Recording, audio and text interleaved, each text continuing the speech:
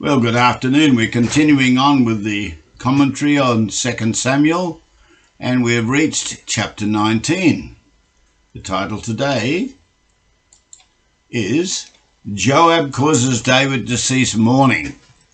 Remember in chapter 18, when David gets word that Absalom, his son, has died, he erupts into great weeping and mourning for his son. And in fact, it should have been a day of victory that the king has defeated the enemies of Israel. But in fact, it turned out to be one of sadness. It was told Joab, "Behold, the king weeps and mourns for Absalom." And the victory that day was turned into mourning unto all of the people, for the people heard say that day how the king was grieved for his son. And the people got them by stealth into the city. They got themselves in by stealth. They sneaked in, as people being ashamed steal away when they flee in battle. And that was not what was supposed to happen at all. Supposed to be a victorious day, a day of celebration. But the king covered his face, and the king cried with a loud voice, "O my son Absalom! O Absalom, my son, my son!" And Joab came into the house of the king and said, "You have shamed this day the faces of all of thy servants, which thou this day have saved your life, and the lives of your sons and your daughters, and the lives of your wives, and the lives of your concubines. It appears that you love your enemies and hate your friends. For you have declared this day that you regard neither princes nor servants. For this day I perceive that if Absalom had lived, and we had all died this day, then it would have pleased you well." Conclusion. Now therefore arise, go forth and speak comfortably unto thy servants. For I swear by the Lord that if you not go forth, there will not one tarry with you this night, and that will be worse unto thee than all of the evil that befell thee from thy youth until now. Then the king arose and sat at the gate, and they all to all of the people, saying, "Behold, the king does sit at the gate." And all of the people came before the king, for Israel had fled, every man to his tent. Word soon reached Joab that the king was weeping and mourning for Absalom. As the people heard of the king's deep grief for his son, the joy of that day's great victory was turned into a day of deep sadness. The entire army crept back into the city as though they were ashamed and had been beaten in battle. The king covered his face with his hands and kept weeping. "O my son Absalom! O Absalom, my son, my son!" Then Joab went to the king's room and said, "The army and all of your servants risked their lives to save you today. Not only you, but your sons and your daughters, your wives and your concubines. And yet you act like this, making us feel ashamed as if we have done something wrong. By your actions, you seem to show that you love those who hate you and hate those that love you. Apparently, we don't mean anything to you.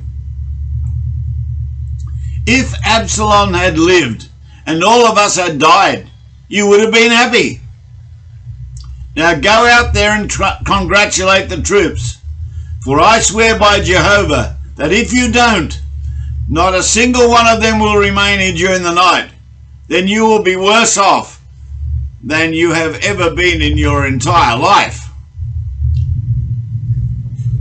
This is an extraordinary thing for a general to say to his king. He was telling the king to wake up, or otherwise there will be total rebellion of the whole army against him. They would leave in disgust at his behavior. Joab was actually telling the king that God may have chosen him to rule over Israel.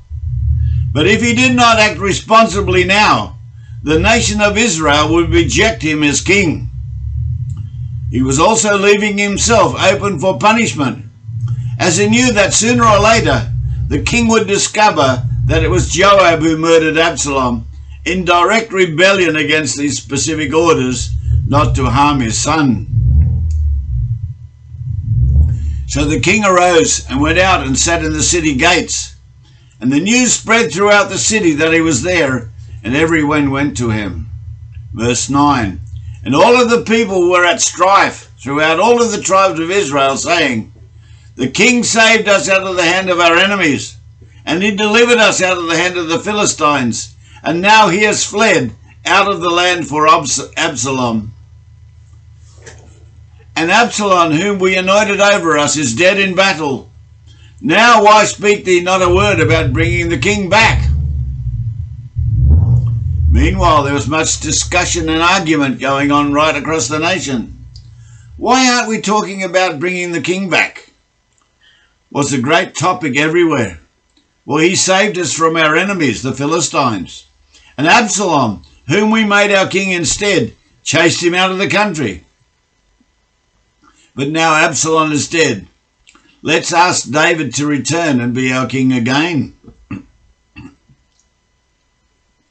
And King David sent Zadok and Abiathar the priests, saying, speak unto the elders of Judah, saying, why are you the last to bring the king back to his house? Seeing the speech of all of the Israel has come to the king, even to his house. You are my brethren, you are my bones and my flesh. Wherefore then are you the last to bring back the king? And say you to Amasa, are you not of my bone and of my flesh? God do so to me and more also, if thou not be captain of the host before me continually in the room of Joab. And he bowed the heart of all of the men of Judah, even as the heart of one man. So that they sent word unto the king, return thou and all thy servants. So the king returned and came to Jordan. And Judah came to Gilgal to meet the king, to conduct him over the river Jordan. Then King David sent the priests, Zadok and Abiathar, to speak to the elders of Judah, saying, why are you the last ones to reinstate the king? For all of Israel are ready, but only you are holding out. Yet you are my own brothers, my own tribe, and my own flesh and blood.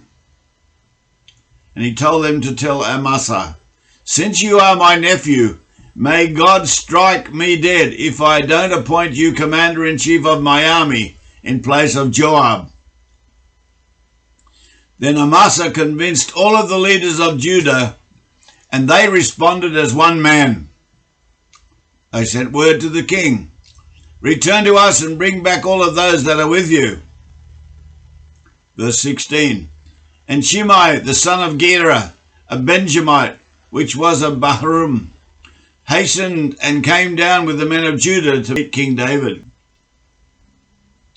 And there were 1,000 men of Benjamin with him, and Ziba, the servant of the house of Saul, and his 15 sons, and his 20 servants with him. And they went over Jordan before the king. And they went over a ferry boat to carry over the king's household and to do what he thought good. And Shimei, the son of Gera, fell down before the king as he came over the Jordan, and said unto the king, let not my lord impute my iniquity unto me, neither do thou remember that which thy servant did perversely, the day that my king went out of Jerusalem, that the king should take it to heart. Conclusion. For thy servant does know that I have sinned. Therefore, behold, I have come this first day of all of the house of Joseph to go down to meet the Lord the king. But Abishai the son of Zeruiah answered and said, shall not Shimei be put to death for this, because he cursed the Lord's anointed?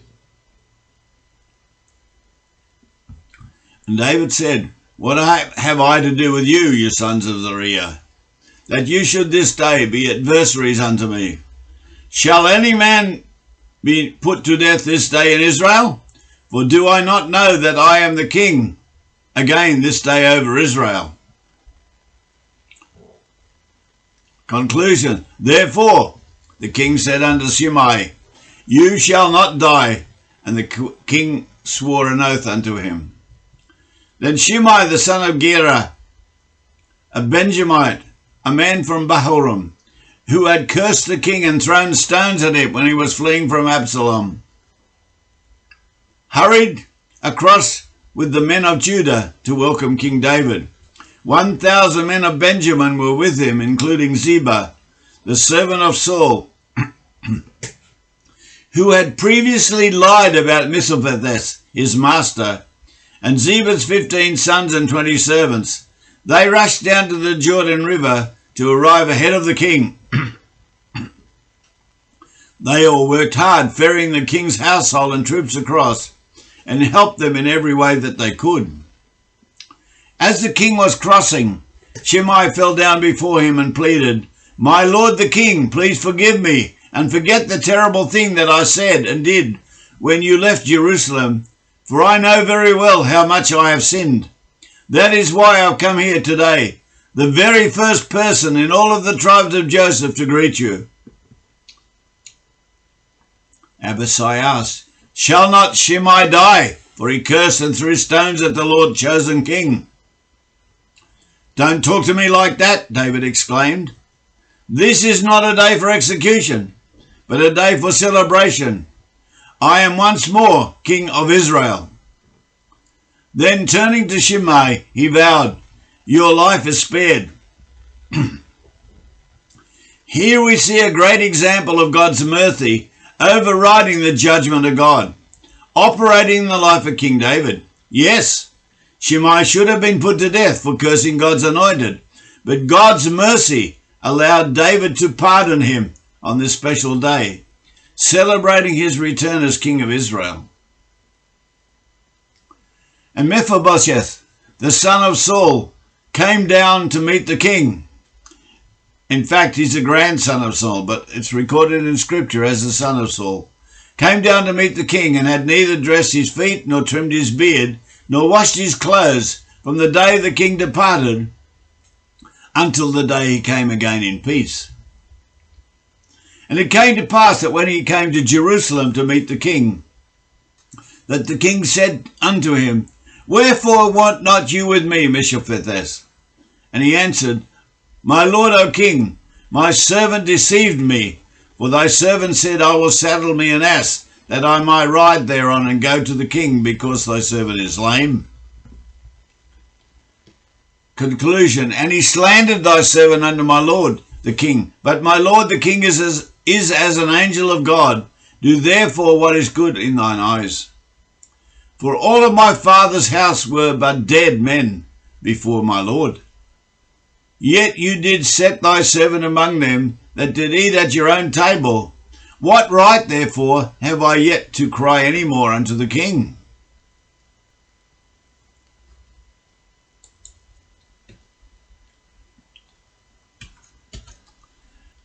And the king said unto him, Why speak any more of these matters? I have said, You and Ziba divide the land. And Mephibosheth said unto the king, Yes, let him take all, for as much as the Lord the king is come again in peace into his own house, I'm happy. Now Mephibosheth, Saul's grandson, arrived from Jerusalem to meet the king. He had not washed his feet or his clothes, nor trimmed his beard since the day that the king left Jerusalem. Why didn't you come with me, Mephibosheth? The king asked, and he replied, My lord, O king, my servant Ziba deceived me. I told him, Saddle me a donkey so that I can go with the king, for as you know that I am lame.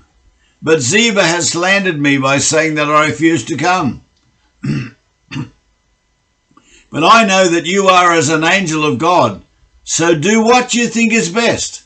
I and all of my relatives could only expect death from you, but instead you have honoured me among all of those who eat at your own table. So how can I complain?" "All right," David replied. "My decision is that you and Ziba will divide the land equally between you." "Give him all of it," Mephibosheth said. "I am content just to have you back home in peace once again."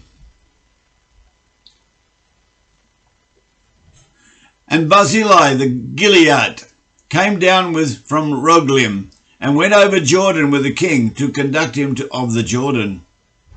Now Barzillai was the very aged man, even 80 years old. That means he's 80 years old.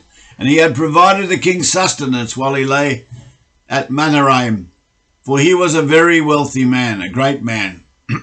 And the king said to Barzillai, "Come over with me, and I will feed you with me in Jerusalem."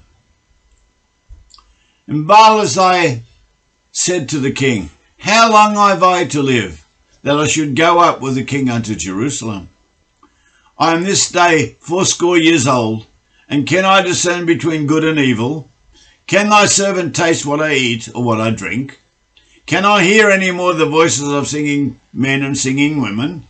Wherefore then should thy servant be yet a burden unto my lord the king? Thy servant will go a little way over the Jordan with the king, and why should the king recompense it with me such a reward? Let thy servant, I pray thee, turn back again, that I may die in my own city, and be buried beside the grave of my father and my mother. But behold, thy servant Shimham, let him go over with my lord the king, and do to him what shall seem good unto thee." And the king answered, "Shimham shall go over with me, and I will do to him that which shall seem good unto thee, and whatsoever that you shall require of me, that will I do for thee." And all of the people went over Jordan, and when the king came over, the king kissed Barzillai and blessed him, and returned unto his own place. Then the king went on to Gilgal, and Shimham went on with him, and all of the people of Judah conducted the king, and also half of the people of Israel. Barzillai had fed the army during their exile in Mahanaim, arriving from Moglim to conduct the king across the river. He was about 80 years old and very wealthy. "Come across with me and live in Jerusalem," the king said to Barzillai. "I will take care of you there." "No," he replied, "I am too old for that. I am 80 years old today, and life has lost its excitement. Food and wine are no longer tasty, and entertainment is not much fun. I would only be a burden to my lord the king. Just to go across the river with you is all the honour that I need. Then please let me return to die in my own city, where my father and my mother are buried." But here is Shimham. According to Josephus, Shimham was Barzillai's son. Let him go with you and receive whatever good tidings that you want to give him. So Barzillai was prepared to give up his son to serve the king. "Good," the king agreed. "Shimham shall go with me, and I will do for him whatever I would have done for you." So all of the people crossed the river Jordan with the king, and after David had kissed and blessed Barzillai, he returned home. The king then went on to Gilgal, taking Shimham with him, and most of Judah and half of Israel were there to greet him. Verse 41. And this is where we see pride sticking their ugly little head into the whole mix. "And behold, all of the men of Israel came to the king and said unto the king, Why have our brethren, the men of Judah, stolen thee away, and have brought the king and his household, and all of David's men with him, over the Jordan? And all of the men of Judah answered the men of Israel, Because the king is near of kin to us. Wherefore then be you angrier for this matter? Have we eaten at all of the king's cost, or has he given us any gifts?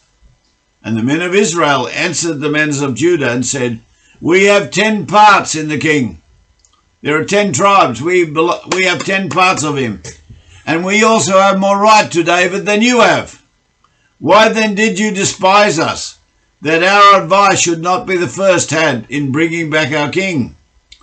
And the words of the men of Judah were fiercer than the words of the men of Israel.